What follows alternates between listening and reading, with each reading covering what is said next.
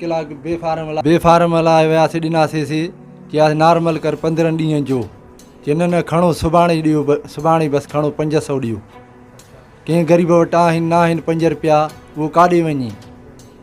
हा ॿार गंज आहिनि माशाल्लाह 5-6 मदे जी रियाज़ हुसैन मुंहिंजो बिरोही मीराणी महलो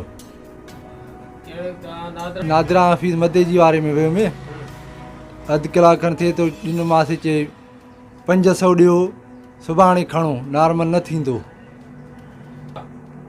वियासीं टोकन वठणु ॾिनासीं बेफार्म चए 500 ॾियो असां चयासीं नॉर्मल ठाहे चए न थींदो। वियो में बेफार्म ॾियणु सिधो हुनखे ॾेई आयुमि चए 500 ॾियो मां 500 छा जा चए लॻंदई 500 मां चयोमांसि ॿिए हंधि 50 रुपये वठंदा आहिनि तूं 500 छा चए तुंहिंजो मर्ज़ी ठाराए न ठाराए। मां चयोमांसि 500 मां ग़रीब आहियां काॾो आणियां चए तुंहिंजो मर्ज़ी आहे भले खणी वञ।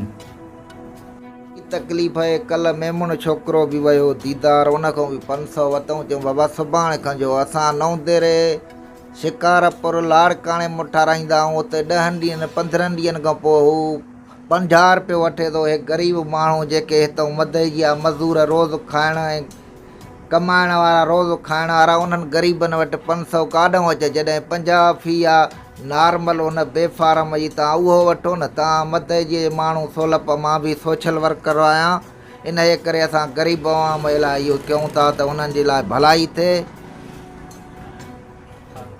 ऐं साईं जेको NIC कार्ड ठाराए थो हिकिड़ो थींदो आहे नॉर्मल ऐं ॿियो जेको अर्जेंट हे माना जेके ॼट जा मोटा उन्हनि खे बि चवनि था बाबा अर्जेंट जी हेतिरी फीस थींदव ऐं हुन माना जेको बि आहे उहो ई माना अर्जेंट ठारायो माना लेट वारो नथा ठाहिजनि उन्हनि खे महीने वारो।